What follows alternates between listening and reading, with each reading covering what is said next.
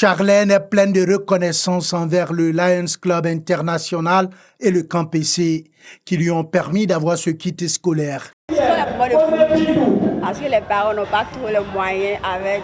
Je ne suis pas seule. Il y a tous ceux qui sont là aussi. Donc, ceux qui ont commencé à appeler nous pour nous. Donc, grâce à ce lot, au moins, ça les soutient. Ce qui reste à payer, Dieu fera grâce qu'ils puissent payer. Plus de 300 enfants du quartier Boribana, situé dans la commune d'Atekoubé, ont reçu des kits composés de cahiers, de bics et de livres d'une valeur totale de 4 millions de francs CFA. Une remise de dons organisée par le Lions Club International Abidjan-Arbusta en partenariat avec le Centre africain de management et de perfectionnement des cadres Campc, en vue d'aider à la scolarisation des enfants des familles les plus vulnérables. En début d'année, les parents sont stressés parce qu'ils n'ont pas les moyens ou la capacité financière de pouvoir envoyer les enfants sereinement à l'école. Le kit est composé de sacs de l'école, de cahiers, de livres, en fait tout ce dont un enfant a besoin. Il y a beaucoup d'élèves qui arrêtent d'aller à l'école parce qu'ils n'ont pas les moyens.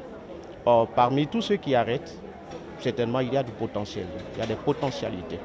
Le Camp PC a compris cela, donc avec ses maigres moyens, le Camp PC, dans sa politique sociale, apporte sa contribution pour aider ces parents-là à scolariser leurs enfants. Cette remise de dons organisée par le Lions Club International Abidjan-Arbusta en partenariat avec le Camp PC a bénéficié du soutien et de la présence effective du maire de la commune d'Atekoubé.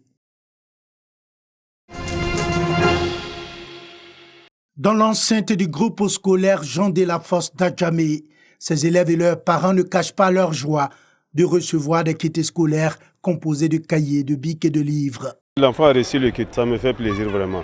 Je suis content, l'enfant va maintenant, il va travailler maintenant à l'école. Il va bien apprendre pour aller devant encore. La FEDEA, Fédération des enfants d'Adjamé, a fait un don de kits scolaires d'une valeur d'environ 5 millions de francs CFA à plus de 250 élèves du primaire de la commune, afin de soulager quelques familles vulnérables d'Adjamé. Aujourd'hui, Adjamé nous a donné énormément et en retour, nous voyons qu'il serait mieux que nous nous donnions la main, que nous mettions ensemble pour développer Adjamé et pour donner un coup de main à nos petits frères dans divers secteurs d'activité. Le directeur général de la RTI s'est fait représenter par l'un de ses plus proches collaborateurs à cette cérémonie de remise de kits scolaires aux élèves de la commune d'Adjamé. Merci.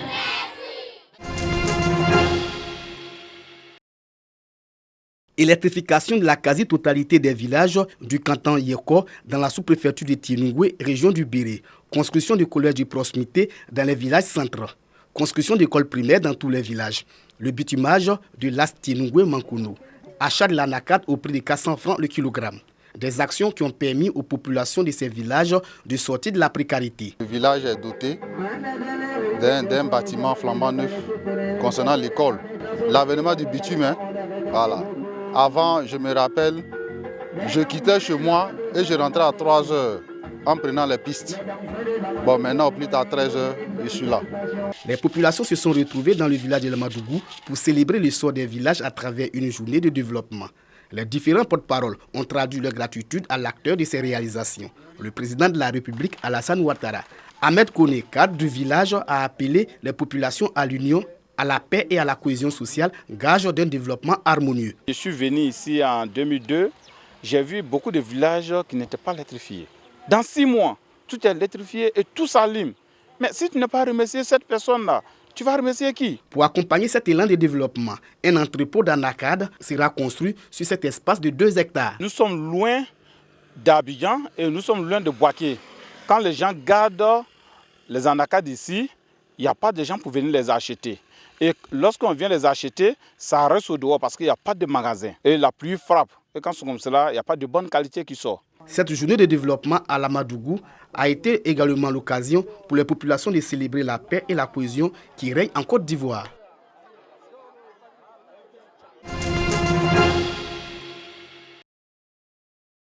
Le problème de manque d'eau potable s'est accentué dans 12 villes du pays, dont Makono. Dans 2 ans, Le calvaire des populations de ces localités sera en lointain souvenir. L'État ivoirien va effectuer des travaux de renforcement de l'alimentation en eau potable avec le prêt d'une banque chinoise à hauteur de plus de 170 milliards de francs CFA, dont plus de 11 milliards de francs affectés à la région du Béré dans le cadre de ce projet. Immense joie donc des populations de Makono, heureuses de cette bonne nouvelle. Le ministre de l'Hydraulique y est venu pour le lancement des travaux, mettant l'accent sur la particularité du projet dans le Béré. Nous prenons donc de l'eau 15-20 km pour venir à Mankono. Parce que Mankono, Séguéla sont des régions où les nappes de fracture nous font des infidélités. C'est-à-dire qu'aujourd'hui on a de l'eau, demain la nappe baisse et on se retrouve à ne pas avoir de l'eau pour donner aux populations. Et ça, nous avons le cœur meurtri. On a préféré se retourner vers les ressources pérennes de surface que nous traitons. Une solution a été trouvée et les travaux vont bientôt commencer pour le bonheur des populations. Je tiens ici à remercier son Excellence Monsieur le Président de la République, à remercier le Premier ministre pour tous les efforts qu'il mène au quotidien pour apporter de réelles solutions, mais des solutions pérennes à ce déficit. Après Mankono, le ministre Thiagoua Laurent a mis le cap sur Séguéla, chef-lieu de région du Wolodougou. Ici, le déficit en eau potable est de 32%. Pour le ministre de l'Hydraulique, les travaux d'équipement hydraulique vont être réalisés à hauteur de plus de 18 milliards de francs CFA. Ici, c'est que nous avons déjà premièrement un château d'eau qui existe, que nous allons réhabiliter, mais nous allons laisser l'eau qu'on prenait dans le Yani pour aller prendre de l'eau dans le Sassandra. Élus et cadres de la région ne cachent pas leur joie. Nous sommes très heureux que toutes les sous-préfectures soient desservies, en plus du département ou dirais-je la région du Wolodougou. Le ministre de l'Hydraulique poursuit sa tournée dans les régions du Nord. Place publique du village de Garkan. Les chefs des villages, les leaders de jeunesse et des femmes de 7 villages du canton Ndranois ensemble pour parler de paix et de cohésion sociale en cette période électorale. Une rencontre qui intervient dans une atmosphère de violence dans des localités du pays. Pour éviter de tels actes aux nombreuses conséquences, les chefs des villages ont engagé les jeunes à la prise de conscience. 3 présidents des jeunes qui sont allés me voir pour dire qu'ils veulent tenir une réunion. Ce qu'ils ont dit nous a fortement marqué pour dire que ce qui se passe ailleurs, il ne faudrait pas que ça se passe ici. Donc nous avons profité pour leur donner des conseils. Les jeunes de 7 villages ont donné l'assurance de travailler pour maintenir un climat favorable à la paix et à la cohésion sociale. Depuis 1930, nos parents sont ici. Ça n'a pas repris entre nous ici. Quand on se bagarre, pas fini, après l'élection, on va faire comment? Donc ça là, on ne veut pas ça ici.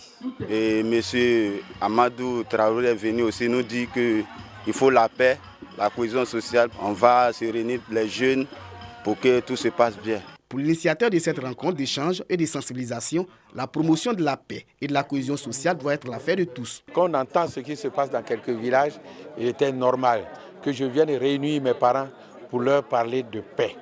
De paix parce qu'aujourd'hui, c'est de ça qu'on a besoin. La paix entre toutes les ethnies. Parce que ici, les villages, vous trouvez toutes les ethnies.